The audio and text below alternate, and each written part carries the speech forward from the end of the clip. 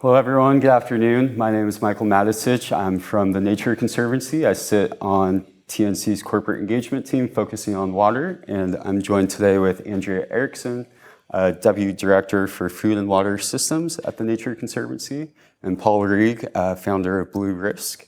And today we're going to talk to you all about a new publication we just launched called A Recipe for Impact: Key Ingredients for Companies to Drive Measurable Impact in Watershed Health. The guide aims to help companies navigate the wealth of existing water stewardship frameworks, guidance, and best practices that are out there to ultimately focus on having a measurable impact on watershed health, which in turn can kind of help protect value at risk and support long-term business continuity.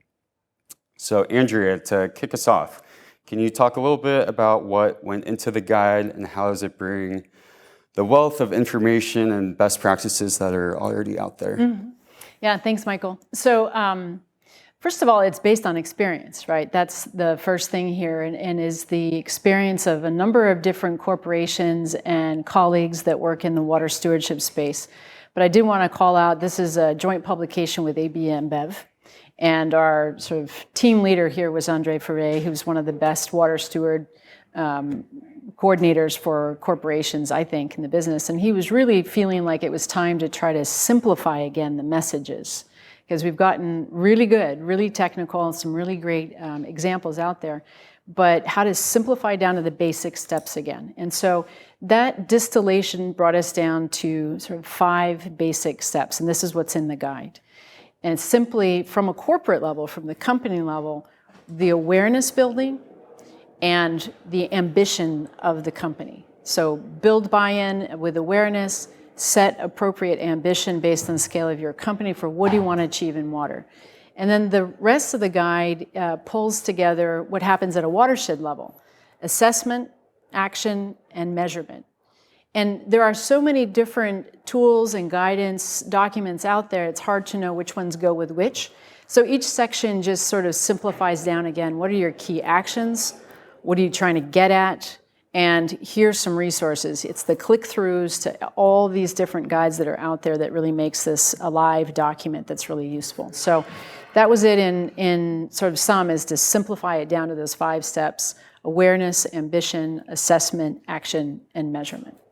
Great. So kind of one-stop shop, kind of combines everything that's out there and make it very simple for users to understand. Great. So Paul, you're very familiar with frameworks and guidance available out there. So how is A Recipe for Impact different than what's already out there, and what's kind of the value add? Yeah. So it's different in that it really builds on kind of a decade of experience, both from practitioners as well as from thought leaders that have been putting out all these different resources that are extremely valuable. But as Andrea said, sometimes companies that are starting their journey, it can be confusing, right? What do I do first? What resource do I use? What tool? So this right from the get-go first level sets and says, if you want to reduce your water-related risk, you're ultimately going to have to end up having an impact on watershed health. That's because water is a shared resource, and if you want to really reduce your risk profile, you need to improve the conditions in the catchment ultimately. So that's very helpful right up front when you're starting your journey to understand the end state. Where are we going? The other thing that I think is unique is that it has all the components of that journey kind of in one place. So if you're starting from scratch, or if you've been at it for 5 years and you want to improve what you have, it's valuable, right? As a starting point, or to kind of pick up where you are and know what other resources are out there to improve it.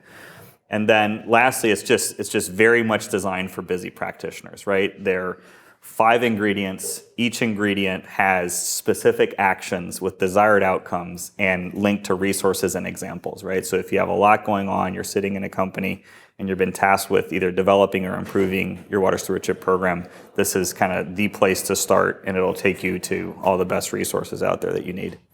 Yeah, great. Yeah, so I like what you said. It's kind of applicable to anyone at any stage of their journey, whether they're just beginning or they've been doing this for a few years. It's really applicable to anyone on. And any size. You're a SME or a huge corporation, it's valuable. Yeah. Great, thank you. So Andrea, there's so much guidance out there, like we kind of just spoke about. Why do we need a recipe for impact? Well, I mean, first of all, we want to motivate companies to stand up to the challenge. This is all about building allies for healthier watersheds, for better water security for people, for companies. And so we don't want people to sort of come to the topic and say, wow, super complicated, guess I needed a PhD, and go home. What we want people to do is to feel welcomed into the process. This was specifically written for the busy practitioner, the corporate stewardship officer or sustainability officer, whatever their title is, and how to bring them into the journey with the rest of the community. What I really like about it is this click through to all those different resources. So it's ecumenical. It's not trying to say any one company has done it perfect or any one organization is the right organization to partner with. But it sort of says it's all okay. Here's some examples from Cargill, from AB InBev, from Microsoft. Here's some tools from CEO Water Mandate or from the Nature Conservancy or from World Wildlife Fund or WR. I mean, it's all there for people to pull from.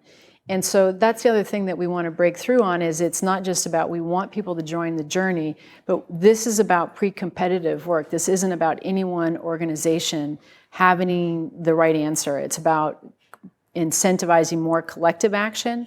So it'd be easier to talk to each other about where you are on the journey and what are you using because there's a better understanding of those.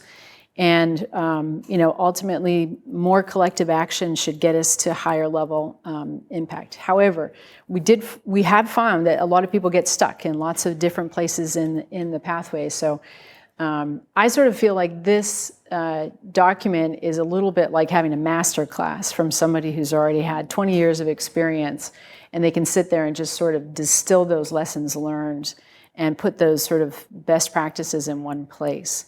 And so, in fact, I'm thinking one of the things we should have is probably get this on a podcast or just have an audio book. And we'll have Andre Ferre, our leader, just read this book because it's so easy to get through the journey. And it's like that conversation with another person who's experienced and who's trying to invite you into the process. So, simply why we need everybody to stand up and do their part. Corporations have a huge role to play. And we don't want to make this any harder than it is. Let's simplify the journey. Yeah. Well, if there's one thing I've noticed this week so far, it's that members of these companies wear multiple hats and they're juggling a lot of different things at once. So I think they're going to appreciate the fact that it's kind of simple to the point. They can just still have all that information that we've gathered over the years, and it's quick and actionable. That's great.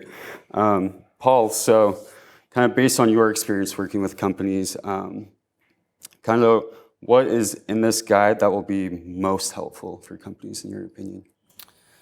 A couple things. One is this clear kind of description of the end state.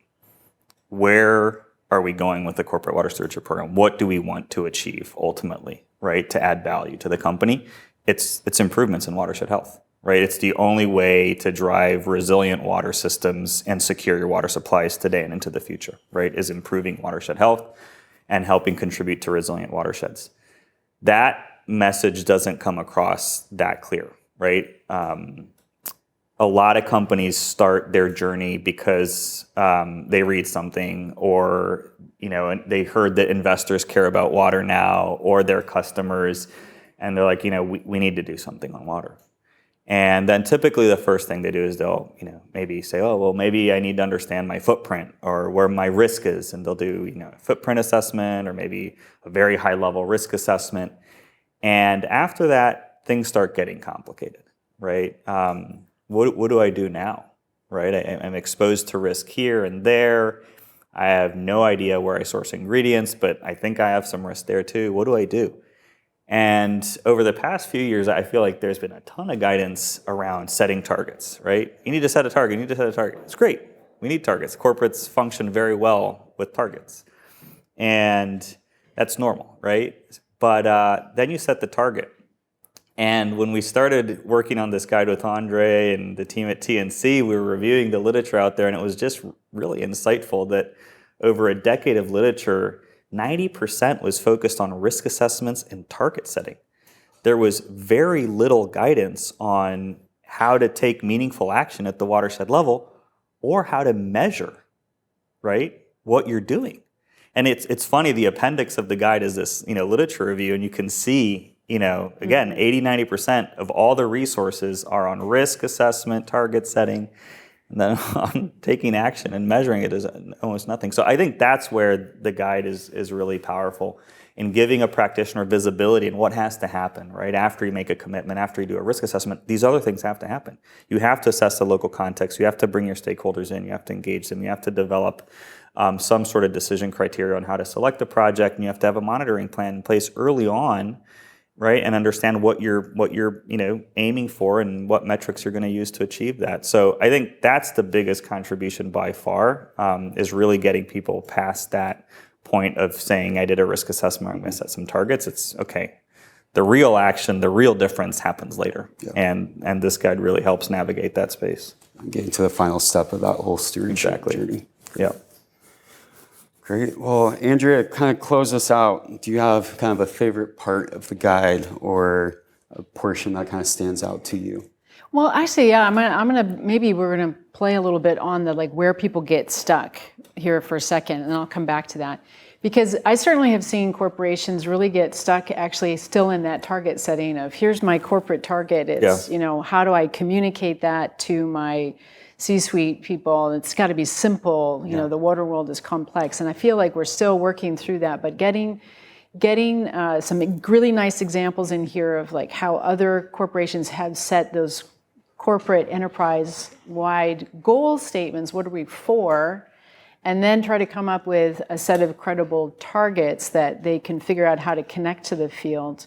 So that's actually pretty cool. I mean, I actually think there's some really, really great insights in that process. And the thing that we find that also happens quite a bit, I don't know if your experience is the same, but in corporate relationship sometimes we have a real disconnect in measuring KPIs, like corporate quarterly KPI kind of stuff. And then what's actually happening in the response in the ecological system, by the time we get all this stuff in place and we've got a really clear plan of action now that says, here's the most important things to do, here's the opportunities. Now we're going to implement them. We have to implement enough of them before we're going to show up with any, response. And so the measures part of this is really tricky to figure out how to have both the sort of quarterly KPIs. Are we doing the activities we said we're going to do? Are we getting the outputs we said we were going to do? And then eventually impact. And setting that in context for a corporation to understand that they're going to see a certain amount of things happening and they may have to wait quite a while before they see that impact in the system, I think is also really helpful, because that to me feels like there's a real culture difference that we need to bridge between ecological long-term evaluation and corporate quarterly reporting. And this tries to help show some examples of how people are trying to make that happen. Having said that, I'm sure that we're going to need a volume 2 when we get a little bit further into that back end of the journey. So coming back to your question, my favorite part is there's this cool appendix that sort of helps you see all these other processes, because we're not trying to say, oh, look, we've got a new one. We're just trying to orient and organize and sort of, dimensionalize all those other things that are there as resources.